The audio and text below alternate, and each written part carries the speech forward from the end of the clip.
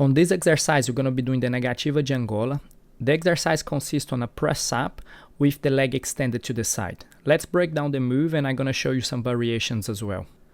We're going to start by placing both hands flat on the floor. You're going to stay on your toes throughout the whole movement so you can twist the knees both sides easily. And to start with, you don't need to go so far down, but eventually what we're after is trying to get as low as you can to the ground. At the beginning, you're going to keep both legs on the floor. And you can see from the side, I'm not leaning on my elbow, I'm not on top of my elbow. I'm going to just go past and trying to get as close as I can. So that's why it's very important that I'm on my toes so I can twist my knees both sides. Now let's look to the progression of the exercise. Now if I'm looking to my right, I'm going to bring my left leg extended in between my arms and my other leg.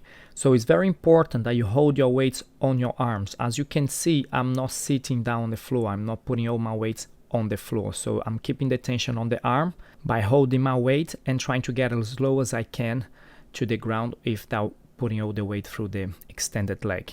I hope that helped and I see you on the next one.